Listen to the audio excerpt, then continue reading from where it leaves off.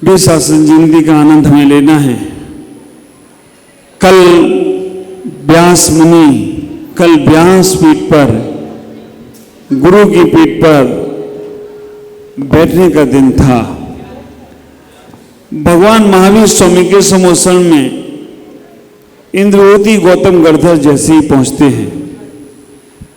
इंद्रवती गौतम गढ़धर से पूछा गया था, सौदरमिंद ने छाए समय दृष्टि, सौदरमिंद ने भगवान महावीर की दिव्यदेशना जब नहीं खिली, 30 वर्ष तक भगवान महावीर स्वामी राजकाज में रहे, गृह काल में रहे, गर्भावस्था में रहे, गृहस्थ में रहे, युवराज बनकर रहे। 30 वर्ष के बाद जब उनके जीवन में जाति स्मरण को देखकर वैराग उत्पन्न हुआ, उन्होंने संन्यास धारण किया। 12 वर्ष तक वो मौन, क्योंकि जब तक केवल ज्ञान प्राप्त न हो तब तक जो भी बोलेंगे वो झूठ हो सकता है। इसलिए उन्होंने केवल ज्ञान प्राप्त होने के उपरांत ही बोलने का, तीर्थंकरों का ही नियोग होता है, केवल ज्ञान के बाद ही उनकी ध्वनि खिलती है। मुख से बोला गया झूठ भी हो सकता है, लेकिन तीर्थंकर मुख से नहीं बोलते हैं, वो सर्वांग से बोलने का प्रयास करते हैं। बोलते भी नहीं हैं, दिव्य देशना अपने आप खिलती है। जब भगवान महावीर को, तीर्थंकर महावीर को 42 वर्ष की उम्र में केवल ज्ञान की प्राप्ति हुई, उनके केवल ज्ञान के बाद भी वो ना बोले। केवल ज्ञान होते ही समोसन लग गया। केवल ज्ञान होते ही वो 500 धनुष ऊपर चले गए। 500 धनुष का मतलब है 2000 हाथ, 2000 हाथ ऊपर चले गए। एक धनुष 4 हाथ का होता है। और वहां उनका समोसन पूरा लग गया, 12 सभाएं पूरी लग गईं, 8 परकोटे वहां बन गए। और वहां पर दिव्यदेशना नहीं खिल रही। समोसन में बैठने के बाद भी वो आराम से ध्यान में बैठे हैं। 1 दिन हो गया, 2 दिन हो गया, 3 दिन हो गया। कितना वहां के लोग धैर्यवान थे, समोसन में बैठे हैं और 65 दिन तक समोसन में बैठे रहे लोग, लेकिन भगवान महावीर नहीं बोले। विचार करना, 65 दिन तक भगवान महावीर नहीं बोले। जब सौदरमिंद ने अपने अवधि ज्ञान से पता किया कि भगवान की दिव्यदेशना क्यों नहीं खिल रही है, तब उन्हें मालूम पड़ा कि गढ़धर का अभाव है। विचार करना, गढ़धर के अभाव के कारण से उनकी दिव्यदेशना नहीं खिल रही थी। मैंने कल ये बात कही थी, शिष्य ही सच्चे गुरु की तलाश नहीं करता है, गुरु भी सच्चे शिष्य की तलाश करते हैं। भगवान महावीर एक सच्चे शिष्य की तलाश कर रहे थे। कौन हमारे जीवन की उस बागडोर को समझ सकता है, कौन हमारी वाणी को जन जन तक समझा सकता है। ऐसा कहावत में आता है कि शेरनी का दूध सोने के पात्र में ही ठहरता है और तीर्थंकर की वाणी गढ़धर ही झेल सकता है और कोई नहीं झेल सकता। गढ़धर की आवश्यकता थी और गढ़धर की पात्रता हर किसी के पास नहीं होती है। वहां पर 65 दिन के उपरांत जब सौदरमिंद छाए समय दृष्टि एक मिथ्या दृष्टि के पास गया। कभी कभी वैसे तो हमेशा मरीज डॉक्टर के पास जाता है, लेकिन कभी कभी डॉक्टर को भी मरीज के पास जाना पड़ता है।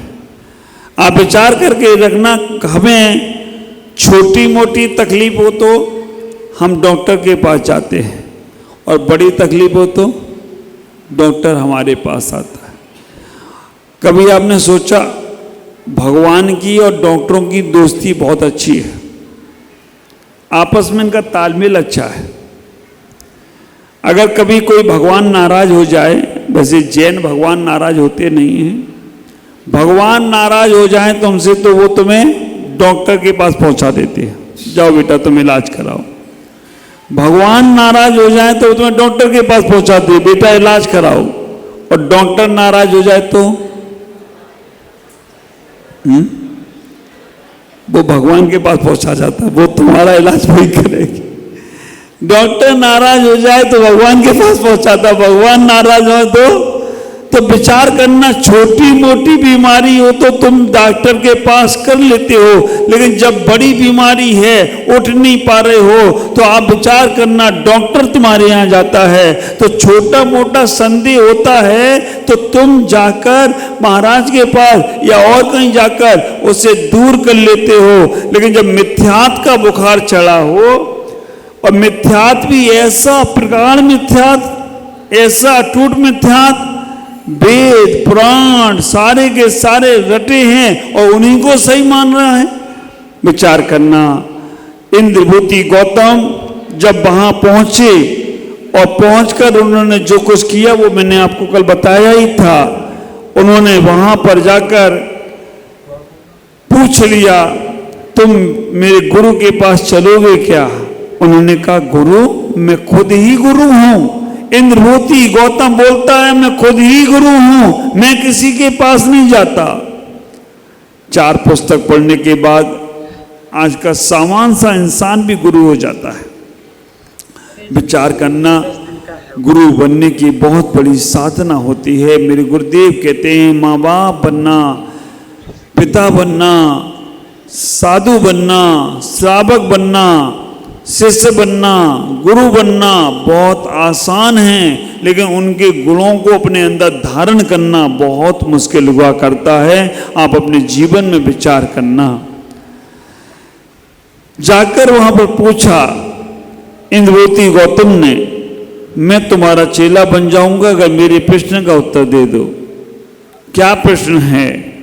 तब इंद्रभूति गौतम से सौद्रमिन कहता है, त्रिकाल्यम द्रवसटकम नवद सहितम जीव सटकायालेस्या पंचचान्य चास्तिकाया व्रत समिति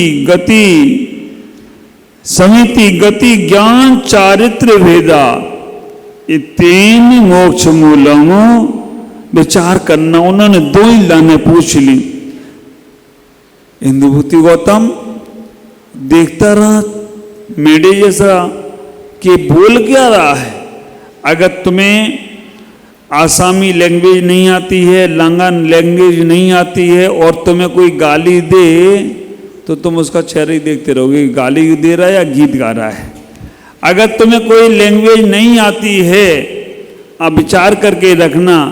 अभी मैं रास्ते में आए तो लोग जयकारा लगाए, हाँ साधु महाराज हाई लो त्याग कोरा सीखी लो। साधु महाराज हाई लो, हाकी लो, त्याग कोरा सीखी लो। ख्याल करना, समय देखते हुए मैं अपनी बात को रखना है। उन्हें मालूम नहीं थी लैंग्वेज, शब्द नहीं मालूम था इंद्रभूति को। त्रिकाल्यम दर्शकम क्या है, नवपद सहितम क्या है, जीव सटकाया लेस्या क्या है, ये नहीं मालूम था। उन्होंने कहा कि मैं तुम्हें तो उत्तर नहीं दूंगा, तुम्हारे गुरु को दूंगा।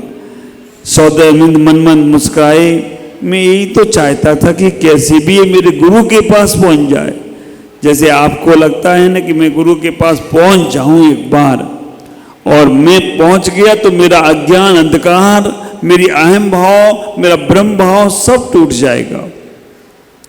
इंद्रभूति गौतम जब पहुंचे और जाकर समोषण देखते हैं, समोषण में केवल मानस्तंभ को देखा और मानस्तंभ को देखकर ही उनका मान स्तंभ हो गया।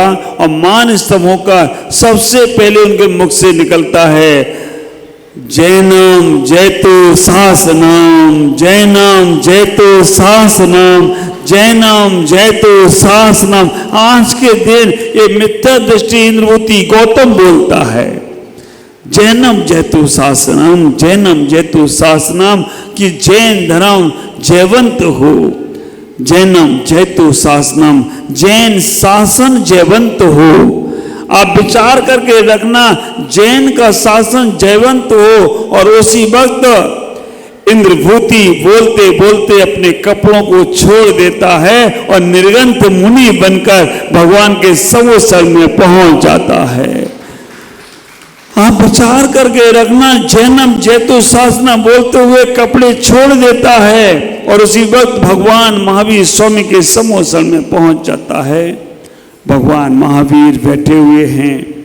सभी लोग आंख बंद करेंगे, सहज बैठेंगे, रीढ़ की हड्डी सीधी करेंगे, आंखें हल्के से बंद करेंगे, चिंतन करेंगे। भगवान महावीर स्वामी के समोसन में हम बैठे हैं। भगवान महावीर स्वामी का समोसन लगा हुआ है, गोल समोसन लगा हुआ है। हम पहले परकोटे में पहुंच गए हैं। पहला परकोटा, दूसरा परकोटा, क्रम क्रम से हम खातका भूमि, ध्वजा भूमि, उपवन भूमि, सब भूमियों में देख रहे हैं। चारों तरफ देवियां नृत्य कर रही हैं, चैतालय बने हुए हैं, झरने गिर रहे हैं, ध्वजाएं फैल रही हैं। हम देखते देखते आगे बढ़ते चले जा रहे हैं और ये 8वां परकोटा से मंडप भूमि, 12 सवाएं लगी हैं। श्रावक श्रावकों की भूमि में बैठे हैं, श्रावकाएं श्रावकों की भूमि में बैठी हैं, मुनिराज बैठे हैं, आर्काएं श्रावकों की भूमि में बैठी हैं, परकोटे में बैठी हैं, 12 सभाओं में बैठी हैं।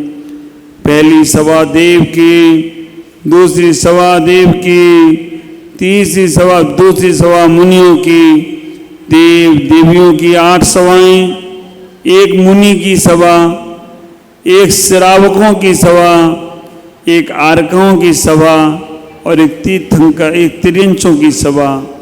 भगवान बीच मध्य में बैठे हैं। जैसे ही इंद्रभूति गौतम का इधर पहुंचा, वहीं तुरंत भगवान के मुखवार सवरांग से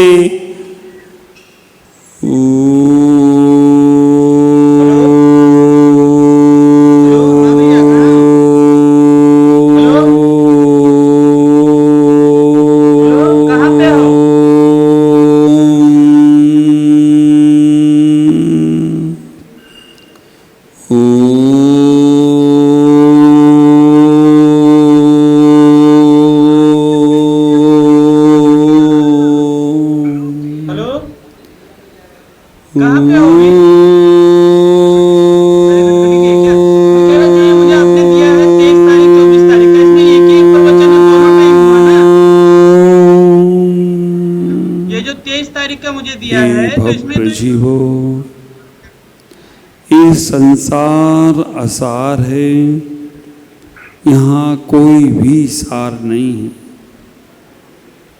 तीनों काल में 6 द्रव, 7 तत्व, 5 अस्थिकाय, 9 पदार्थ, 6 लिस्याएं, 6 काय जीव आदि ही विचरण करते हैं।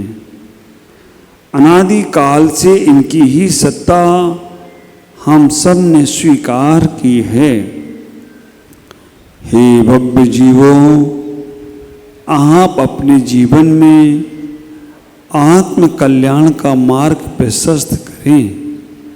6 द्रव्यों का कभी नाश नहीं होगा, 3 काल का कभी नाश नहीं होगा, तत्व पदार्थ अस्थिकाय लेस्याओं का कभी नाश नहीं होगा।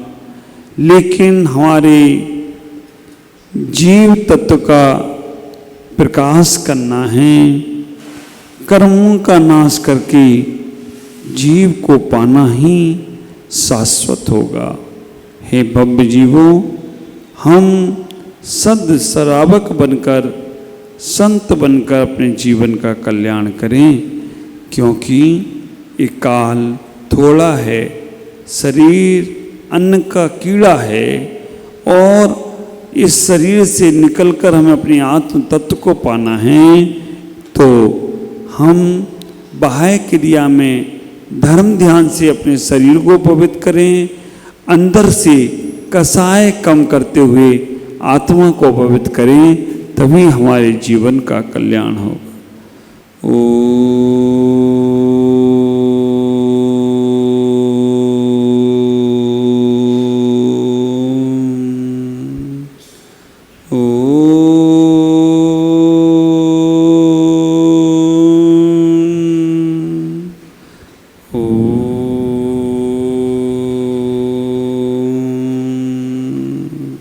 सभी लोग आके खोल लेंगे।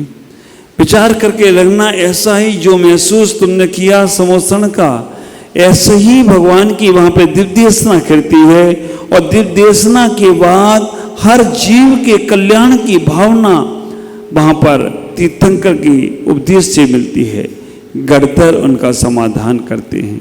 ख्याल करना, जब शास्त्र होते हैं तो शास्त्रों की आवश्यकता नहीं पड़ती है। जब शास्त्र होते हैं तो शास्त्रों की आवश्यकता नहीं पड़ती है। जब अरिहंत सिद्ध होते हैं तब साधु भी वहां पर नहीं बोलते हैं। तो आप विचार करना, अपने जीवन में सबसे पहले ज्ञान को महत्व देना, क्योंकि ज्ञान ही तुम्हारे जीवन में सम्यक दर्शन को बताता है, और ज्ञान ही तुम्हारे जीवन में सम्यक चारित्र है उसे बताने का प्रयास करता है। कुंद महाराज समयसार ग्रंथ के अंदर कह देते हैं कि ज्ञान ही है जो तुम्हारे सम्यक दर्शन और सम्यक चारित्र को बताने वाला है।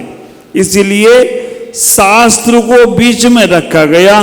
देव, शास्त्र, गुरु सही कैसे होंगे ये भी शास्त्र बताएगा, और हमें देव कैसे मिलेंगे ये भी शास्त्र बताएगा।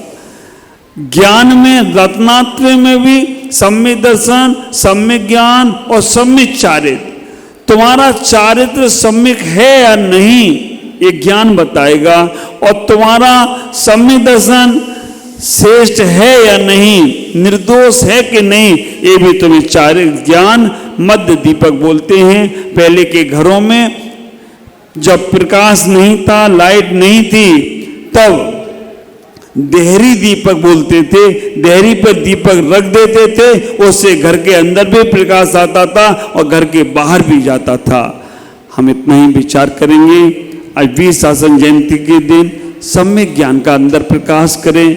आचार्य समदभद्र स्वामी कहते हैं, सम्यक ज्ञानी वही है जो अनन्य मनति रिक्तम यथा तत्वम च विपरीतम निसंदेहम ज्ञानम। तो हम एक 5 चीजें समझें। हमें कोई ज्ञान में कम और ज्यादा नहीं करना है, विपरीत नहीं उसको समझना है। यथा तत्वम तथा वस्तु, जैसी है वैसे ही समझना है, तब हमें सम्यक ज्ञान की प्राप्ति होगी।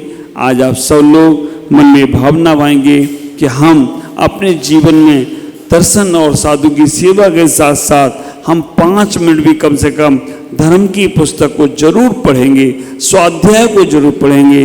भक्तांबर पढ़ना, भगवान की पूजा करना, ये कोई स्वाध्याय नहीं है, ये भक्ति है। लेकिन जब जिनवाणी को पढ़ते हैं स्वाध्याय के माध्यम से तो हमारा जीवन कल्याण में होता है। आप सबका जीवन मंगल में हो। ओम नमः। सबको मंगल में आशीष।